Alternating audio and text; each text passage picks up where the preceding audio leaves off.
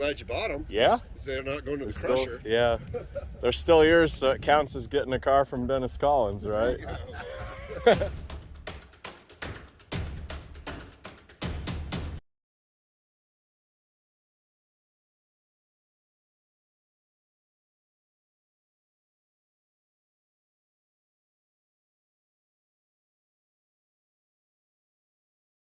My name's Yvette Vanderbrink Auctions, and we are here selling for Dennis Collins and Coffee Walk. And this is the first Restoration Revival auction. And now Dennis travels all over and finds these great barn finds, and you wonder what happens to some of them that he might not want to fix. And he buys big collections. What happens to them? Well, here you go. This is our first round. And we have a whole bunch of cars here that are for projects, parts, originals, or for rod. Now, everything today is being sold as is, where is, and all sales are final.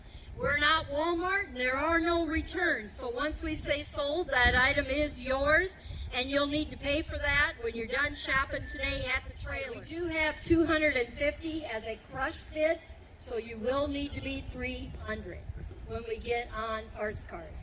They do crush up more than that, by the way, but we do have an opening bid of 250 on the base.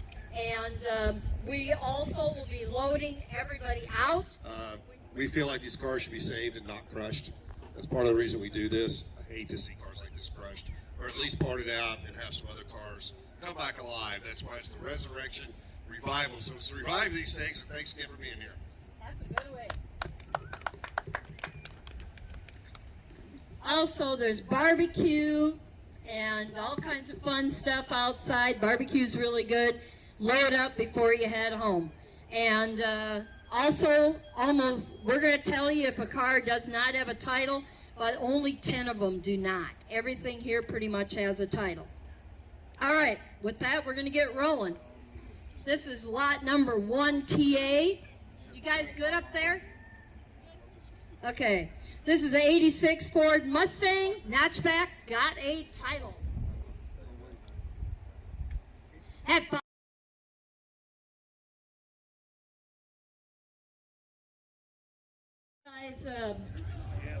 That dynamic duo over there beat the record that this car held.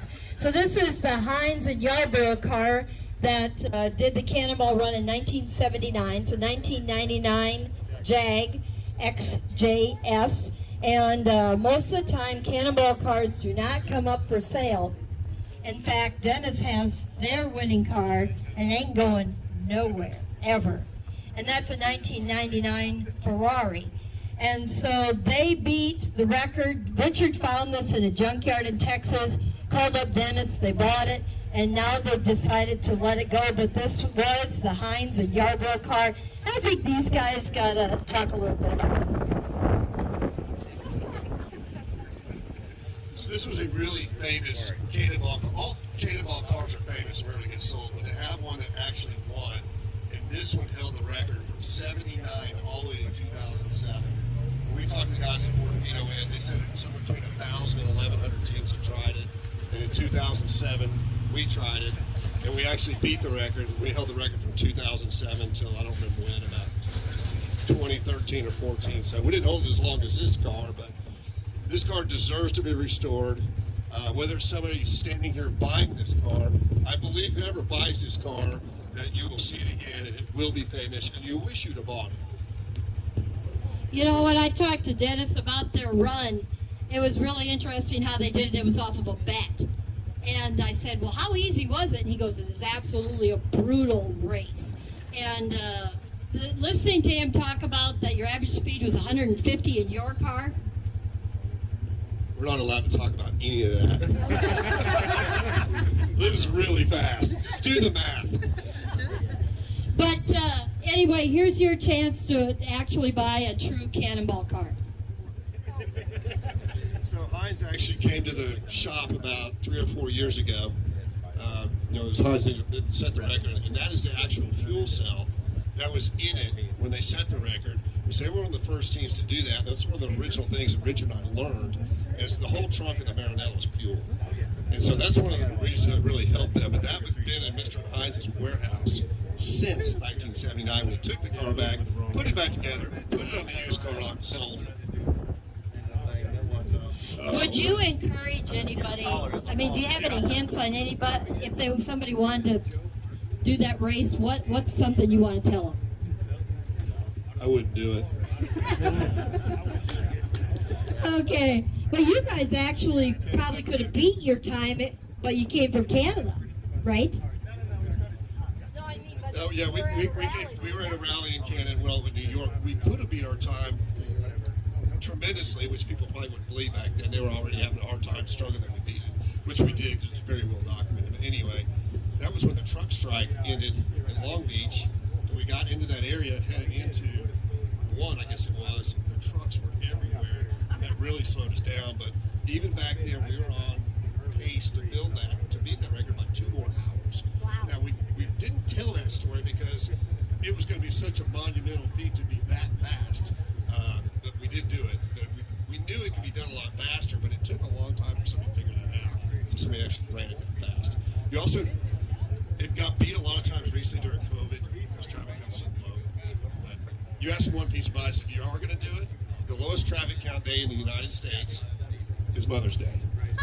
And that's also when most of the police officers are at home. So there's your advice. I think that's good advice, and here we go. All right. The Mustang, rental Mustang, we took all that. Yeah, I took all the seats out, put the fuel tanks in the rental car. All right, guys, come on down. Come on down. We gotta talk to him. I got some cars to show. Yeah. I'm friends with Jason. One TV. Again, from me and Coffee Walk family, Collins Brothers family, thank you guys for coming out. Restoration Revival #1. Thank you a ton to Matt Vanderbrink and her staff.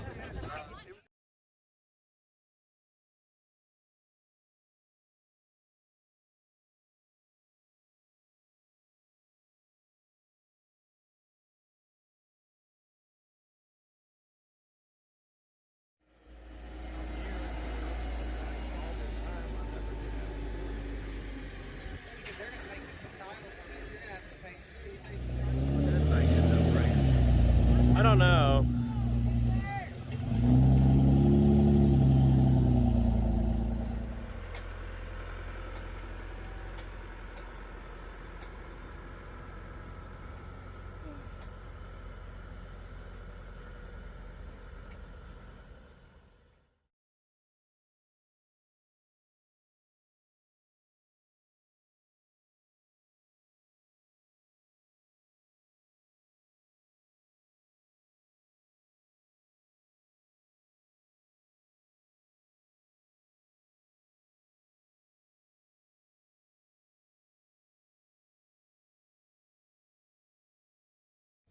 Do you know anything about that Fairlane or about that Chevelle? No, they were both here when I bought the property. Yeah. Okay. All I don't right. know anything about it. Yep.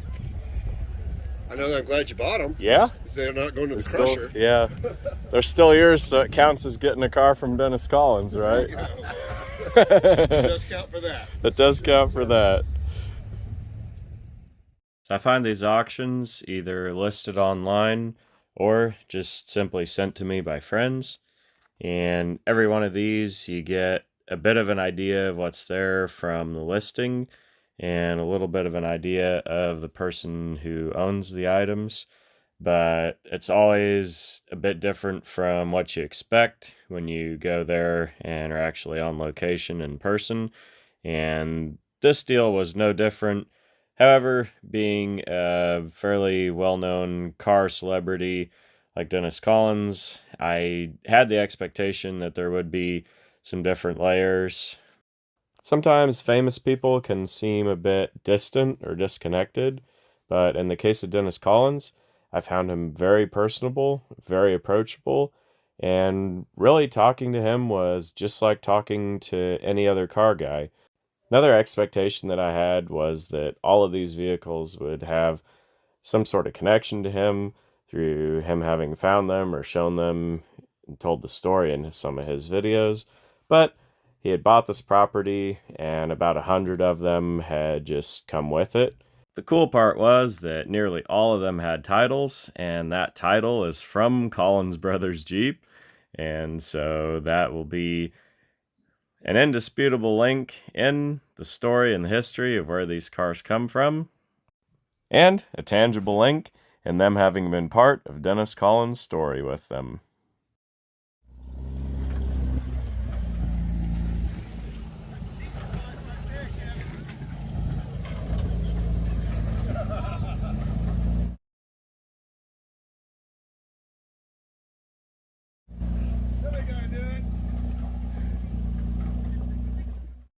Another expectation I might have had was that these would just be like buying any other vehicle, but this really was an experience in a day that I'll never forget. I'd kind of intended to buy this car for Joe, since it's in line with the type of vehicles and the era that he likes.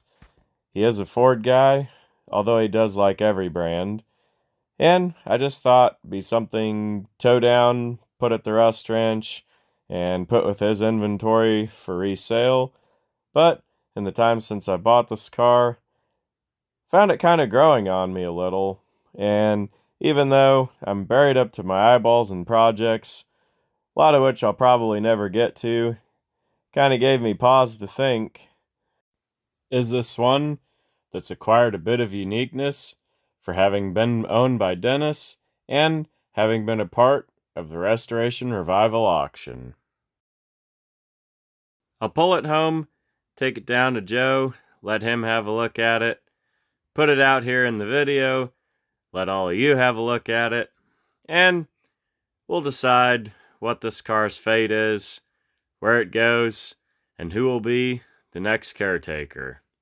It's really pretty solid overall. Needs floor pans, good bit of interior work, mechanical restoration, all the usual things, but fortunately, there's a good aftermarket support for these cars, a lot of pieces you can buy for them new out of the catalogs, and for a car of this era, that goes a long way in being able to build it, get it back on the street, and give it new life.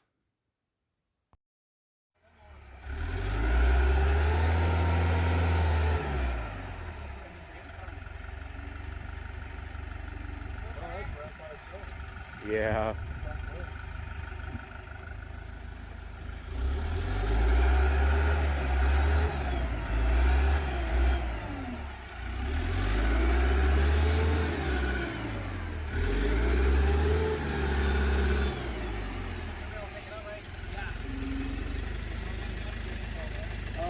Can you put it back down and stab it again?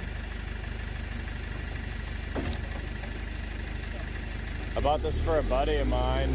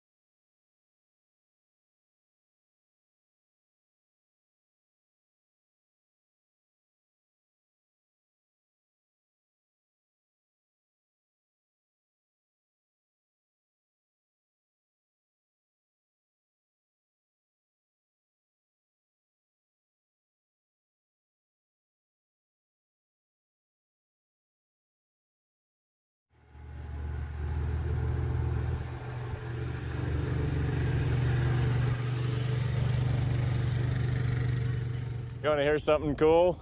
Yeah. Guy that I got this for, he wants to build a Smoky unit clone. Oh, really? Yeah, Wow. for the street. I used to have one of Smokey 67 Z28s. Really? One of the actual cars, you know, that had the special induction and all that stuff. Yeah, awesome. Well, that'll be a project. Yeah, it'll be a project. I mean, but a lot of, for a stock car, you're not using a lot for the skin, so yeah. And they make a lot of it, so You gotta yeah. start somewhere. Yeah, having this is, yep. Thanks for the day, man. It was fun. Yeah, yeah. We'll see you around. So now we'll take a quick look through the yard here. for a couple things to make transformation. That's it right there. One more piece. We have got a 67 parts car with the cracked white hood. Now this car was wrecked with like 40,000 miles on it, and it got pretty wadded up, bent the frame, so realistically strictly a parts car at this point, but assume a pretty good drivetrain. A lot of good parts here to bring back the two-door. Oh yeah. So what do we got here, Tim? This is 67 Fairlane 500 two-door hardtop. Was a 289 car, automatic, factory AC, power steering. Fred Flintstone option. Yep, he checked the box. Red interior. It's a builder. Yeah. How's the underside looking? Pretty good, other than the floors.